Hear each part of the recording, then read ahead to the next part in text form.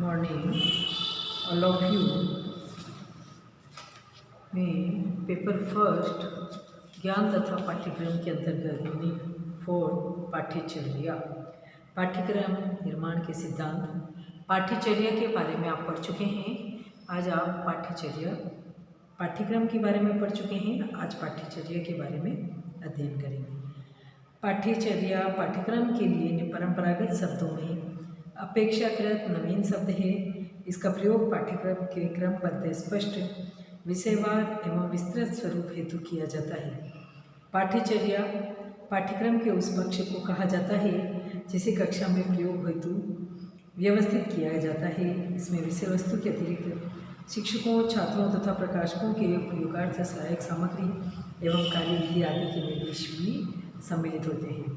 गुण के शिक्षा शब्दकोश के अनुसार पाठ्यचर्या एक कार्यालय संदर्शिका होती है जो किसी कक्षा को किसी विषय के शिक्षण में सहायता के लिए किसी शाला विशेष तथा व्यवस्था हेतु तैयार की जाती है।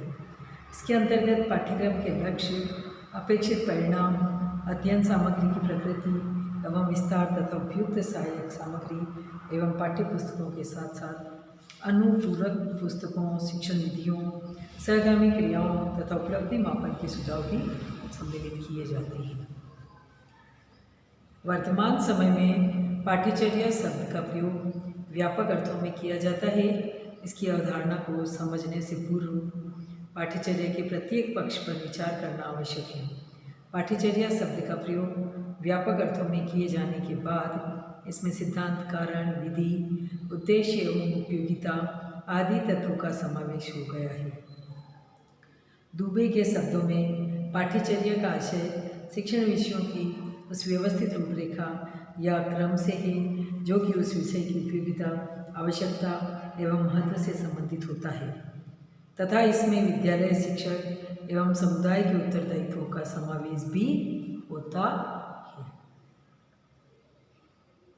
श्रीमती R.K. शर्मा के शब्दों में पाठ्यचर्या का आशय किसी विद्यालय या शैक्षिक विषय की उस विस्तृत रूपरेखा से है जिसमें विद्यालय, शिक्षक, शिक्षार्थी एवं समुदाय के उत्तरदायित्वों के निर्वहन के साथ साथ छात्र के सर्वांगीण विकास के अध्ययन तत्व समाहित होते हैं।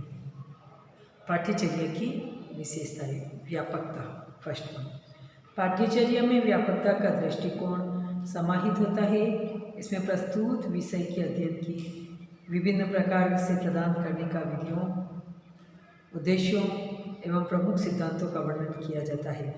इसमें विषय के प्रत्येक पक्ष को व्यापक रूप से स्पष्ट किया जाता है अतः पाठ्यचर्या की अवधारणा में प्रत्येक क्रिया को स्पष्ट करते हुए योजना प्रस्तुत की जाती है।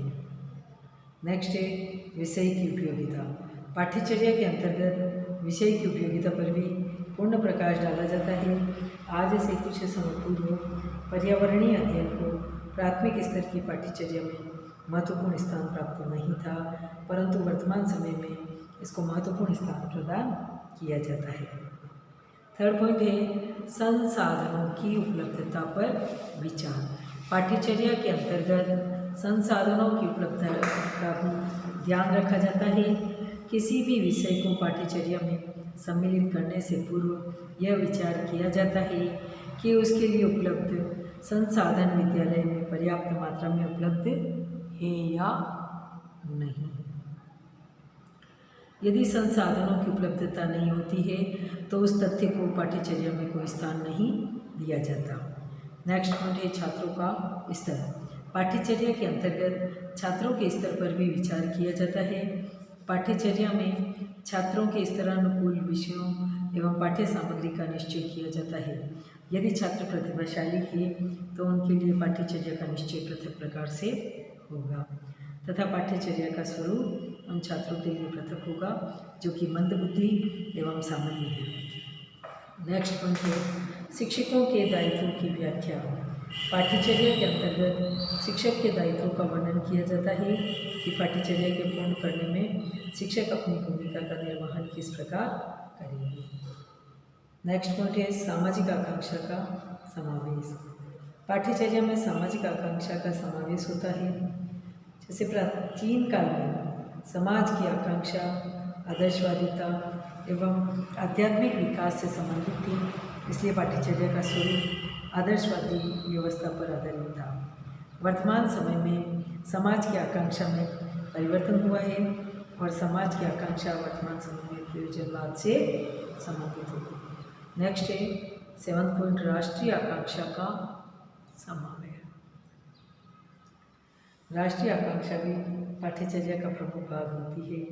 अनेक देशों में पाठ्यचर्या का स्वरूप भिन्न भिन्न रूपों में पाया जाता है। इसका प्रमुख कारण राष्ट्र की आकांक्षा है। 8th पॉइंट है निर्देशन एवं परामर्श का समावेश। निर्देशन एवं परामर्श की अवधारणा का समावेश भी पाठ्यचर्या में पाया जाता है। पाठ्यक्रम में शिक्षक एवं शिक्षार्थी दोनों के लिए शैक्षिक दायित्व संबंधी निर्देशों की व्यवस्था होती है, जैसे अनुशासन में दंड के स्थान पर स्वानुशासन की भावना का विकास वर्तमान विद्यालय पाठ्यचर्या का प्रमुख अंग है। नेक्स्ट है दिशा निर्देश की व्यवस्था। पाठ्यचर्या दिशा निर्देश की प्रमुख व्यवस्था है। इसमें छात्रों के सर्वांगीण विकास के लिए संपन्न की जाने वाली सभी क्रियाओं का उल्लेख होता है, जिसमें छात्रों को मानसिक, शारीरिक, नैतिक एवं आध्यात्मिक दृष्टि से विकसित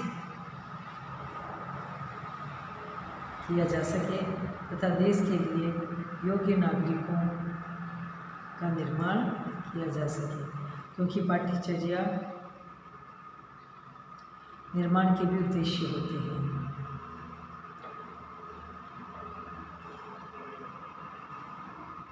जिनमें राष्ट्रीय हित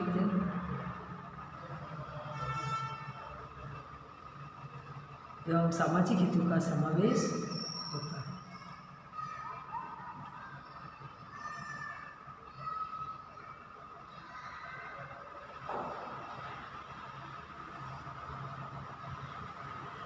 लास्ट पॉइंट है सार्वजनिक हित का आधार। पाठ्यचर्या में सार्वजनिक हित की भावना का समावेश होता है। पाठ्यचर्या का निर्माण किसी एक व्यक्ति के लिए नहीं किया जाता, वरन पाठ्यचर्या एक व्यापक क्षेत्र के एक शैक्षिक कार्यक्रम का प्रतिनिधित्व करती है। पाठ्यचर्या में समानता एवं स्वतंत्रता के सिद्धांत का समावेश होता है। पाठ्यचर्या एक प्रकार की आचार संहिता है जो कि शिक्षक शिक्षार्थी के माध्यम से शिक्षण अधिगम प्रक्रिया को प्रभावित बनाकर समाज एवं राष्ट्र का हित करती है। समाज के उच्च गुणों से संयुक्त नागरिकों का निर्माण करके अप्रत्यक्ष रूप से सार्वजनिक हित की अवधारणा को पुष्ट करने का कार्य पाठ्यचर्या के द्वारा किया जाता है। पाठ्यचर्या, पाठ्यक्रम एवं पाठ्यक्रम संरचना में अंतर। पाठ्यक्रम निर्माण विभिन्न दार्शनिक विचारधाराओं एवं शिक्षा की विभिन्न पद्धतियों पर आधारित है। पाठ्यचर्या शैक्षिक आवश्यकताओं, शैक्षिक उद्देश्यों के आधार पर और पाठ्यक्रम की संरचना सर्वांगीण विकास को ध्यान में रखकर की जाती है। पाठ्यक्रम निर्माण की प्रक्रिया में सर्वप्रथम पाठ्यक्रम के उद्देश्यों का चुनाव किया जाता है। पाठ्यक्रम निर्माण के अंतर्गत पाठ्यक्रम के स्वरूप का निर्धारण किया जाता है। पाठ्यचर्या की प्रक्रिया में सर्वप्रथम शिक्षा के उद्देश्यों का चयन किया जाता है और पाठ्यक्रम संरचना की प्रक्रिया में अधिगम एवं शिक्षण के उद्देश्यों को प्रमुखता दी जाती है।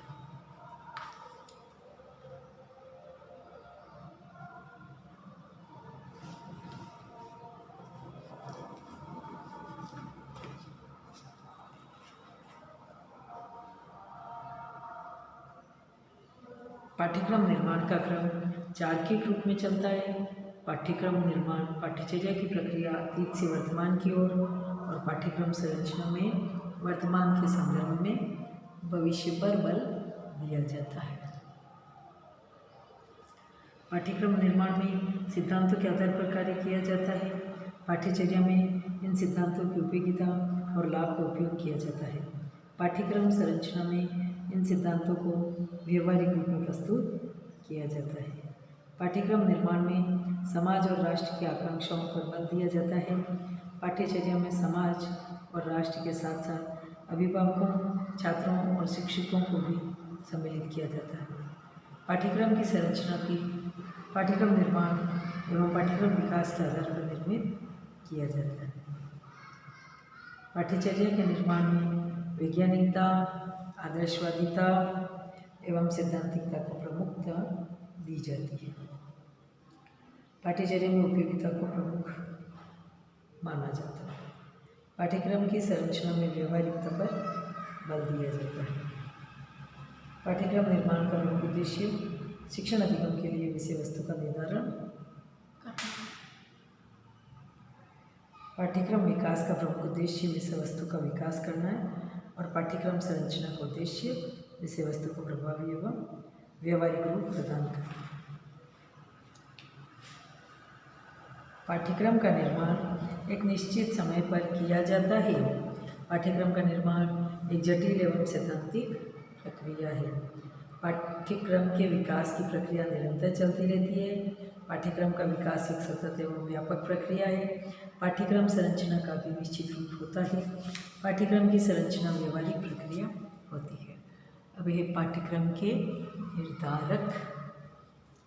पाठ्यक्रम विकास के निर्धारकों से आशय उन समस्त तत्वों से भी जो कि अपने प्रभाव एवं विशेषताओं के आधार पर पाठ्यक्रम विकास की प्रक्रिया को संपन्न करते हैं। अनेक प्रकार के तत्व ऐसे होते हैं जो शैक्षिक आकांक्षाओं की पूर्ति भी संभव होती है। इस प्रकार अनेक प्रकार के तत्व ऐसे होते हैं जो शैक्षिक आवश्यकता, शैक्षिक उद्देश्यों की पूर्ति हेतु व्यापक रूप से प्रयुक्त किए जाते हैं। शैक्षिक आवश्यकताओं का निर्धारण करना एक व्यापक कार्य है क्योंकि शिक्षा का क्षेत्र वर्तमान समय में व्यापक स्वरूप धारण कर चुका है। आज प्रत्येक समस्या का समाधान शिक्षण व्यवस्था के माध्यम से ही संभव होता है। शैक्षिक व्यवस्था का संबंध वर्तमान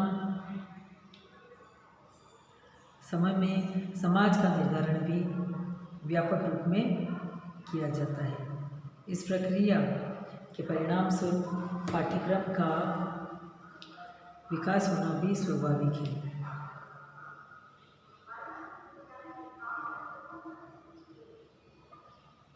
शैक्षिक व्यवस्था की आवश्यकता भी व्यापक रूप में होगी। शिक्षा छात्रों का सामाजिक, नैतिक, मानसिक एवं शारीरिक विकास करने की वाली होनी चाहिए। पाठ्यक्रम विकास की शैक्षिक आवश्यकताओं के निर्धारण की भूमिका को निम्न रूप से स्पष्ट किया जा सकता है। शैक्षिक अनुसंधान। वर्तमान शैक्षिक व्यवस्था की प्रमुख आवश्यकता अनुसंधान के क्षेत्र का विकास करना है। अनुसंधान के विकास द्वारा ही शैक्षिक आवश्यकताओं की पूर्ति होती है तथा पाठ्यक्रम विकास की प्रक्रिया का मार्ग प्रशस्त होता है। सेकेंड पॉइंट है प्रभावी शिक्षण अधिगम प्रक्रिया। शिक्षण अधिगम प्रक्रिया को प्रभावशाली बनाना प्रमुख शैक्षिक आवश्यकता है। इस आवश्यकता की पूर्ति के अभाव में छात्र संबंधी किसी भी विकास कार्य को पूर्ण नहीं किया जा सकता। शिक्षण अधिगम प्रक्रिया को प्रभावी बनाने के लिए अनेक प्रकार के प्रयास किए जाते हैं जिससे कि छात्रों का अधिगम स्तर उच्च हो सके। इस स्थिति में नवीन शिक्षण नीतियों की खोज, शिक्षण अधिगम सामग्री का प्रयोग एवं रुचिपूर्ण शिक्षण का विकास किया जाता है। इस प्रकार पाठ्यक्रम विकास की प्रक्रिया संपन्न होती है। थर्ड पॉइंट है शैक्षिक समस्याओं का समाधान।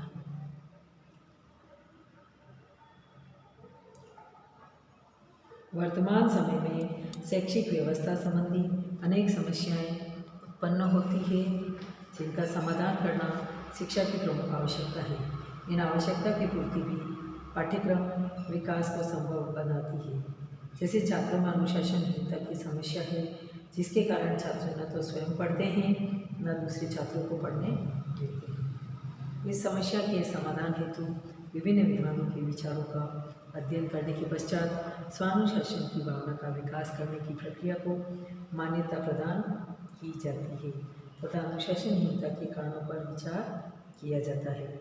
इस प्रकार इस प्रक्रिया के विकास के लिए आवश्यक तत्वों का समावेश पाठ्यक्रम में किया जाता है। इस प्रकार पाठ्यक्रम विकास की प्रक्रिया संपन्न होती है।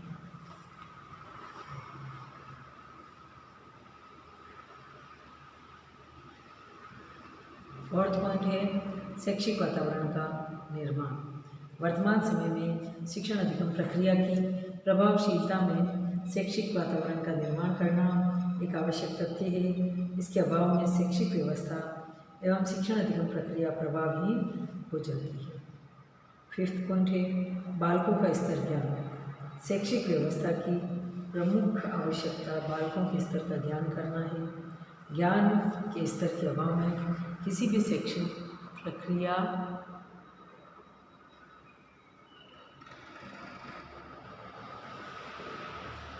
को छात्रों के अनुरूप संपन्न नहीं किया जा सकता। छात्रों के स्तर ज्ञान के लिए पाठ्यक्रम में विभिन्न प्रकार के मनोवैज्ञानिक परीक्षणों का समावेश किया जाता है। 6 पॉइंट है सामाजिक आकांक्षाओं का ज्ञान।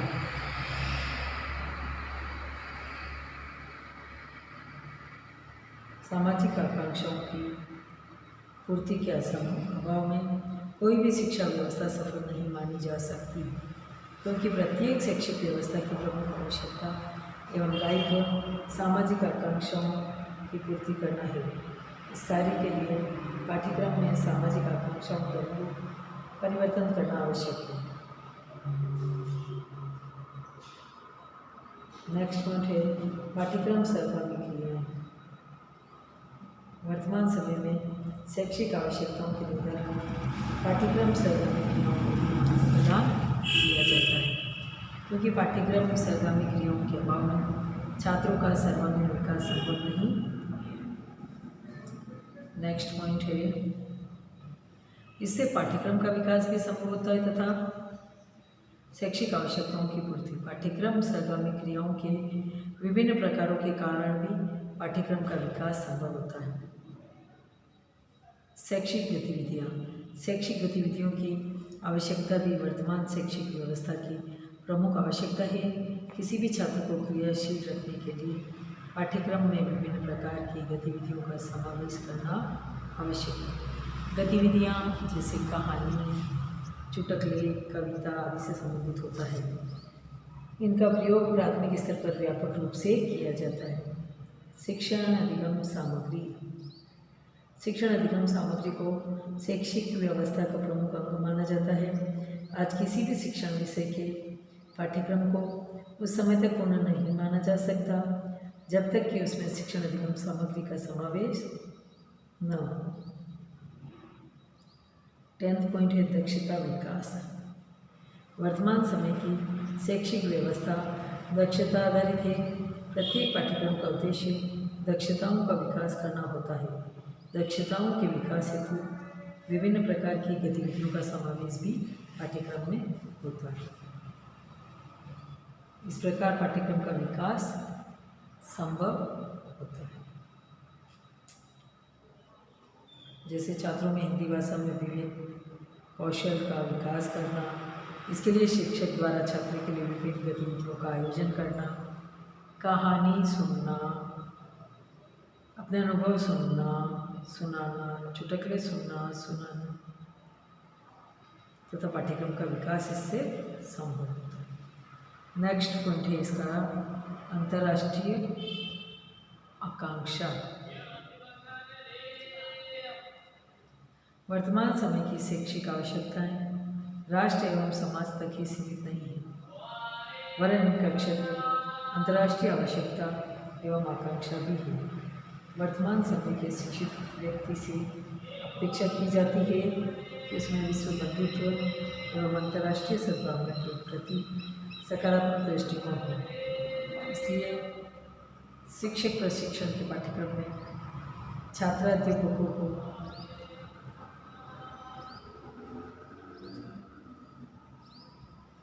अंतर्राष्ट्रीय सद्भावना से युक्त शिक्षा प्रदान की जाती है, जिससे कि वे अपनी कक्षा के छात्रों को भी इस भावना से युक्त बना सकें।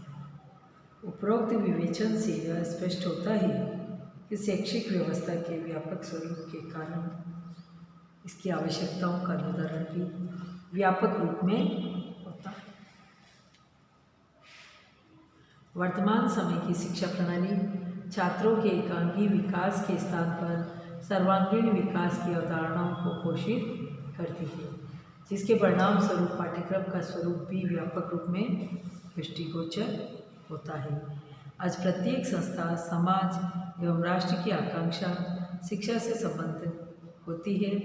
इसका कारण पाठ्यक्रम द्वारा इन सभी की आवश्यकताओं एवं आकांक्षाओं की पूर्ति का प्रयास किया जाता है। इन परिस्थितियों में पाठ्यक्रम का विकास स्वाभाविक रूप से होता है, क्योंकि पाठ्यक्रम विकास के अभाव में सभी वर्गों को संतुष्ट नहीं किया जा सकता। पाठ्यक्रम निर्माण के आधारों को 2 भागों में विभक्त किया जा सकता है।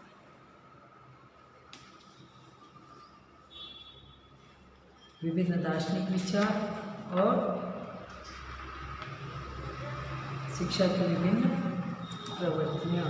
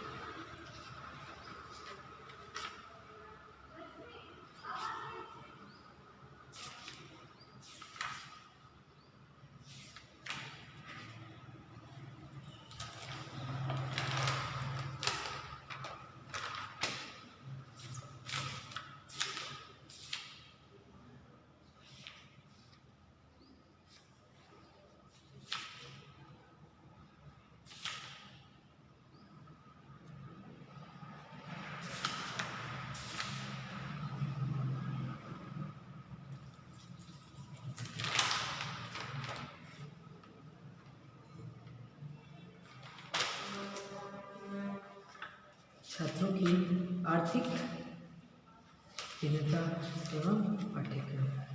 अब आपका है विभिन्न दार्शनिक विचारधारा। आदर्शवाद द्वारा पाठ्यक्रम का निर्धारण, मानव विचारों का निर्माण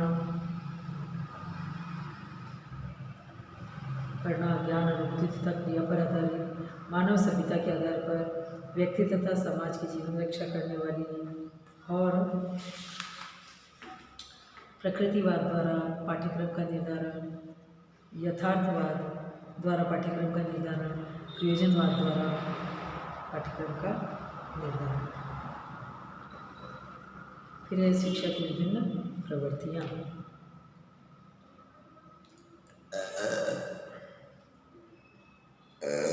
शिक्षा की विभिन्न प्रवृत्तियों के आधार पर भी पाठ्यक्रम का निर्धारण किया जाता है। अतः शिक्षा को विभिन्न प्रवृत्तियों और इनके द्वारा पाठ्यक्रम निर्धारण की प्रक्रिया निम्न रूप से स्पष्ट की जा सकती है। मनोवैज्ञानिक प्रवृत्ति द्वारा पाठ्यक्रम का निर्धारण, वैज्ञानिक प्रवृत्ति द्वारा पाठ्यक्रम का निर्धारण, आत्मरक्षा के कार्य, जीवन को परोक्ष रूप से सुरक्षित रखने की क्रिया, संतान रक्षा संबंधी कार्य, समाज रक्षा संबंधी कार्य, अवकाश के समय की क्रिया, समाजशास्त्री प्रवृत्ति द्वारा पाठ्यक्रम का निर्धारण। पाठ्यक्रम को बालकों के समक्ष आदर्श स्वरूप में वर्तमान जीवन, वर्तमान सामाजिक क्रियाओं और वर्तमान सामाजिक विषयों, नैतिक आकांक्षाओं एवं पूर्व काल की सांस्कृतिक मूल्यों को वर्तमान काल की रसानुभूति के रूप में रखना होगा। यह इस प्रकार समाजशास्त्रियों ने पाठ्यक्रम में निम्नलिखित विषयों को स्थान दिया है: स्वास्थ्य शिक्षा, शारीरिक शिक्षा, भाषा गणित, सामाजिक अध्ययन, संगीत एवं कला, प्रारंभिक विज्ञान, प्रयोगात्मक कला, प्राणी शास्त्रीय विज्ञान तथा जिनकी पाचन संबंधी विषय। आपके असाइनमेंट टाइम टू टाइम डालते रहिए।